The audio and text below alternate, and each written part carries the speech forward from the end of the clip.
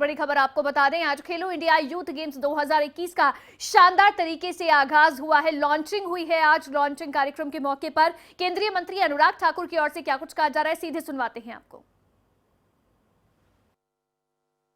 Sports department के सभी अधिकारी,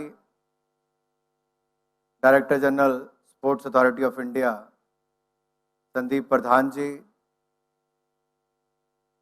खेल मंत्रालय से आए हुए सभी राज्य और केंद्र के सम्माननीय अधिकारीगण, आदर के योग्य मेरे सभी प्रिय खिलाड़ियों और खेल प्रेमियों और मीडिया से आए हुए मेरे प्रिय मित्रों, सबसे पहले तो मैं अपनी ओर से हरियाणा के माननीय मुख्यमंत्री जी और सभी महानुभाव का आज के शानदार कार्यक्रम के लिए बहुत बहुत धन्यवाद करता हूं और आभार प्रकट करता हूं। धाकड़ मैस्केट तो है ही है, कार्यक्रम भी धाकड़ ही लग रहा है और खेल भी धाकड़ ही होने वाले हैं। और खेलो इंडिया यूथ गेम्स या खेलो इंडिया की सोच माननीय प्रधानमंत्री मोदी जी की कल्पना है कि खेलों में भारत को आगे कैसे लेकर जाना है।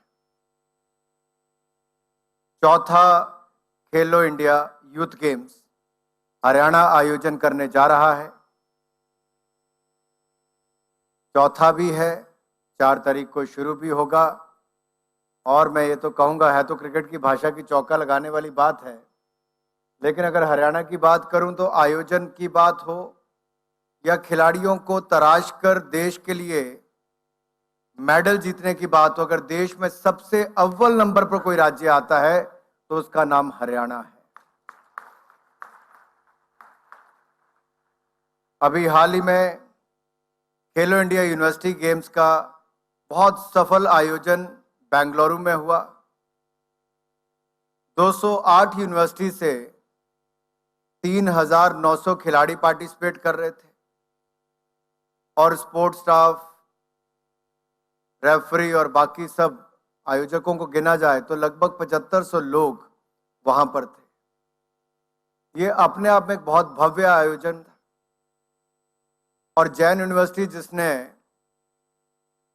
कर्नाटक सरकार के साथ मिलकर उसका आयोजन किया, उन्होंने इसको पहली ग्रीन गेम्स के रूप में भी आयोजन किया। प्लास्टिक का यूज ना हो तो रिसाइक्लेबल हो, और हर तरह से प्रयास किया कि उसको सफल किया जाए।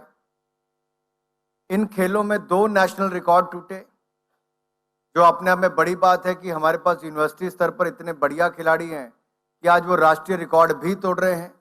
तो पिछले खेलो यूनिवर्सिटी गेम्स का, खेलो इंडिया यूनिवर्सिटी गेम्स के 76 रिकॉर्ड तोड़ने का काम इस बार की यूनिवर्सिटी गेम्स बेंगलुरु में हुआ है। यही नहीं, अगर देखा जाए 2 नई ट्रेडिशनल गेम्स को इस बार उसमें शामिल किया गया था, मलखम को और योगासना को। ट्रेडिशनल गेम्स है, एक तरह से मैं कहूं कि मंत्र मुक्त कर दिया था। तो मलखम ने, योगासना ने, जो लोग, जितने दर्शक स्टेडियम में थे, एक तरह से लगता था कि पलक भी झपकना नहीं चाहते। इतना आकर्षण हमारी अपनी ट्रेडिशनल गेम्स का था। इसको देखकर हमने निर्णय लिया है कि हरियाणा में होने वाली खेलो इंडिया यूथ गेम्स में 2 नहीं 5 ट्रेडिशनल गेम्स को शामिल इसमें किया जाएगा। और इसमें थंगटा हो, गटका हो, मलखम हो, योगासना हो, क्लैरेपट्टू हो, ये सारी गेम्स का यहाँ पर आयोजन भी होगा और हरियाणा के लोगों को इसको देखने का और पार्टिसिपेट करने का अवसर मिलेगा। चौथी बार गेम्स हो रही हैं। सबसे पहली बार दिल्ली में हुई, फिर पुणे में, गुवाहाटी में हुई, और सबसे बड़ा कंटिंजेंट कहीं पर आ रहा है तो 8,500 खिलाड़ियों का हरियाणा में होने वाली यूथ गेम्स में, खेलो इंडिया यूथ गेम्स में आने वाले हैं। मित्रों, हम सबका प्रयास है कि इन ट्रेडिशनल गेम्स को प्रिजर्व भी किया जाए, प्रमोट भी किया जाए। और मैं आशा करता हूं यहां पर हमारे जो मीडिया के मित्र होंगे, जब बाकी ओलंपिक गेम्स का आयोजन यहां पर हो रहा होगा, जो ओलंपिक में खेली जाती हैं, एशियन गेम्स, कॉमनवेल्थ गेम में, उसके अलावा ट्रेडिशनल गेम्स को भी जितना हमारा मीडिया महत्व देगा और जितना सोशल मीडिया पर भी आप लोग शेयर करेंगे, उतना ही हम उनको लोकप्रिय देश और दुनिया में बना सकते हैं। हम सबका प्रयास है कि फिटनेस को बढ़ावा दें, तो फिट इंडिया को भी प्रमोट करने का काम मोदी जी ने किया है। फिट इंडिया मूवमेंट चलाई है, fit India mobile app launch करने का काम किया है। और यही नहीं, ट्रेडिशनल स्पोर्ट्स को इनकलकेट करना, इनको इंट्रोड्यूस करना, प्रिजर्व करना, प्रमोट करना, ये सब हमने करने का काम किया है। लेकिन जब तक जन भागीदारी नहीं होती तब तक जन आंदोलन वो नहीं बन सकता है। और हरियाणा से अच्छा राज्य कोई नहीं हो सकता था इन गेमों को उसमें शामिल करने का। और जिस तरह से हमारे ब्रॉडकास्ट पार्टनर स्टार ने, डिज्नी स्टार ने जिस तरह से पिछले कुछ वर्षों में खेलो इंडिया गेम्स को बढ़ावा देने का काम किया है, मैं इस मन से स्टार डिज्नी का भी बहुत बहुत आभार प्रकट करता हूं कि टीवी एक बहुत बड़ा माध्यम है इसको दुनिया तक पहुंचाने के लिए। और इसी तरह से हमने कुछ दिन, 5-7 दिन में ही हमने प्रयास किए, तो नए स्पॉन्सर ऑन बोर्ड आए। एसबीआई बैंक टाइटल स्पॉन्सर के रूप में आया, ड्रीम स्पोर्ट्स वहां पर आए, पीएनबी बैंक साथ में आए। हमारा प्रयास है कि अगले कुछ दिन और बाकी हैं, ऑन ग्राउंड एडवर्टाइजमेंट के लिए कुछ और लोग आगे आएंगे तो उसमें हमें फायदा मिलेगा। जहां तक खेलो इंडिया यूनिवर्सिटी गेम्स और यूथ गेम्स की बात है, बहुत सारे खिलाड़ी ऐसे हैं जो यूथ गेम्स में चुने गए और उसके बाद आते आते वो एशियन गेम्स, कॉमनवेल्थ गेम्स में खेले और कई तो ओलंपिक्स गेम में खेलने का नंबर भी आया। ये पिछले 4 वर्षों में करने का काम किया है। ये ताकत खेलो इंडिया की है, इस ताकत को हमें आगे और बढ़ाना है मेरे भाई और बहनों। हरियाणा जनसंख्या की दृष्टि से तो शायद देश का 2% ही आता होगा, लेकिन अगर इनकी भागीदारी देखी जाए तो 30 स्पोर्ट्स पर्सन हरियाणा से थे, जो ओलंपिक के 127 खिलाड़ियों के कंटिंजेंट में 30 खिलाड़ी हरियाणा के थे, जो लगभग 25% बनता है। यह अपने आप में बहुत बड़ी उपलब्धि है। और 3 मेडल जीतने वाले, जो इंडिविजुअल मेडल जीतने वाले हैं, उनमें भी बजरंग पुनिया की बात हो, रवि दहिया की बात हो, या गोल्डन बॉय नीरज चोपड़ा की बात करूं तो वो भी हरियाणा से ही है मेरे भाई और बहनों। और 7 इंडिविजुअल ओलंपिक मेडलिस्ट अगर सबसे ज्यादा किसी ने दिए हैं देश में तो किसी और राज्य ने नहीं, हमारे हरियाणा ने ही वो कीर्तिमान स्थापित करने का काम किया है। नेशनल एंटी डोपिंग एजेंसी, मैं इस बात का उल्लेख विशेष तौर पर यहां पर इसलिए कर रहा हूं कि वर्ल्ड एंटी डोपिंग एजेंसी जो है वाडा, उसके नियमानुसार हमने यहां पर नाडा का गठन भी किया। बहुत वर्षों तक परमानेंट डीजी नहीं थे।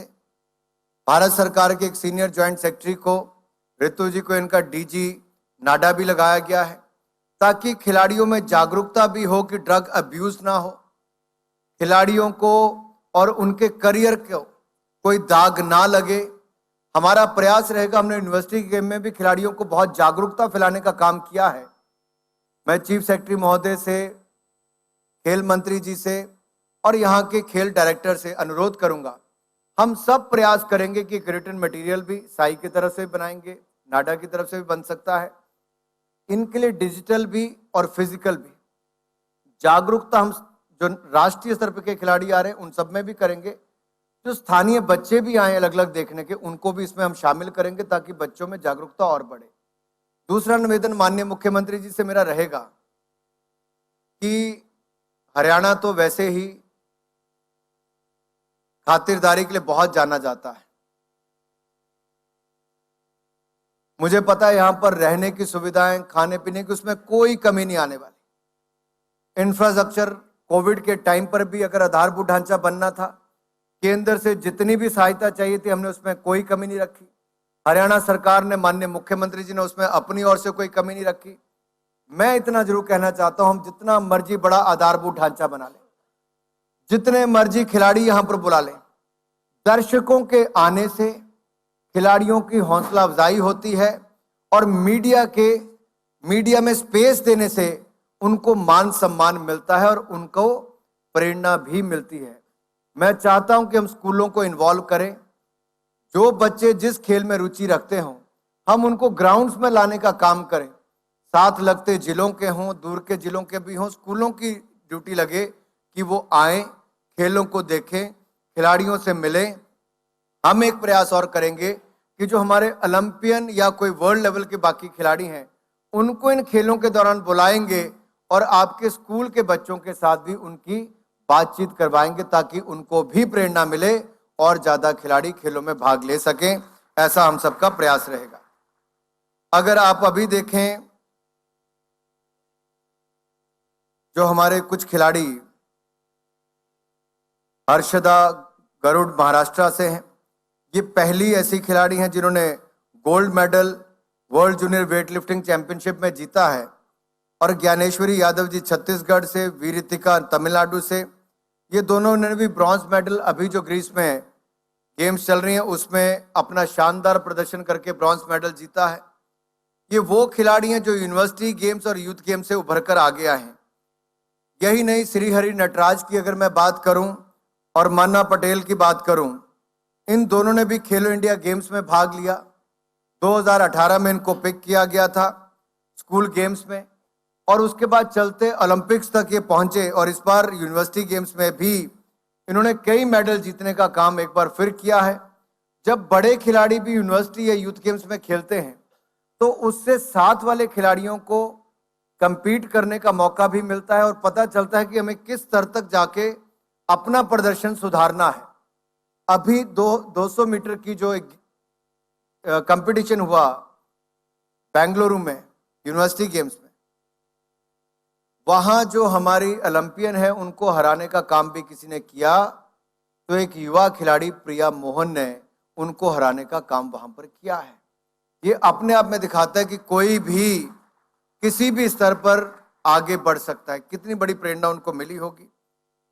और जो हरियाणा की हमारी अपनी खिलाड़ी हैं विंका, ये अभी वर्ल्ड यूथ चैंपियन बनी है 64 किलो की कैटेगरी में, वेट लिफ्टिंग में, बॉक्सिंग में सॉरी।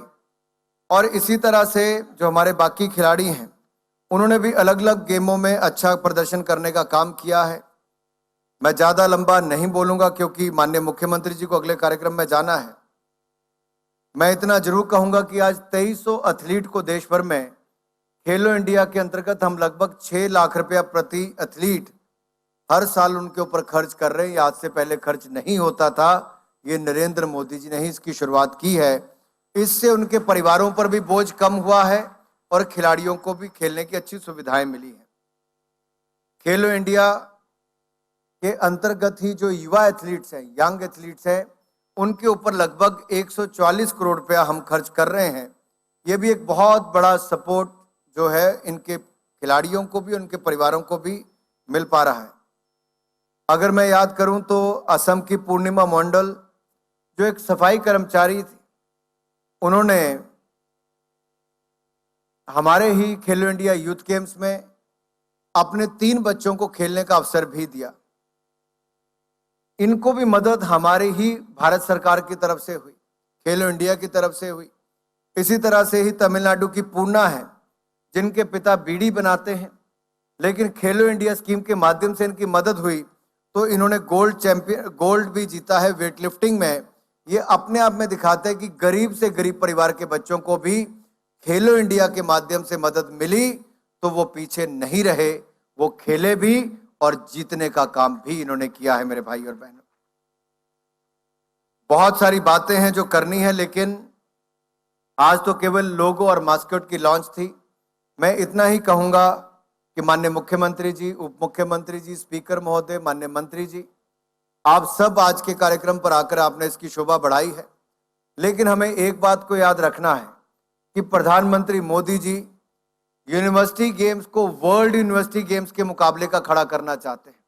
और जिस तरह का आयोजन इस बार हुआ है, लोगों ने कहा, मीडिया ने कहा, खिलाड़ियों ने कहा कि वो वर्ल्ड यूनिवर्सिटी गेम्स के मुकाबले खेलो इंडिया यूनिवर्सिटी गेम्स का आयोजन इस वर्ष किया गया है।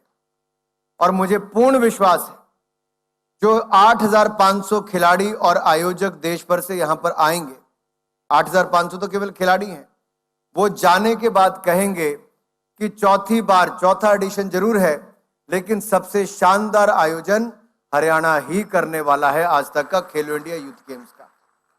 इतने ही कहते हुए मैं अपनी वाणी को विराम भी दूंगा और पूर्ण आशा करता हूं कि चौथा एडिशन खेलो इंडिया यूथ गेम्स का बहुत सफल हरियाणा में होगा। एक बार फिर आयोजकों को बहुत बहुत शुभकामनाएं।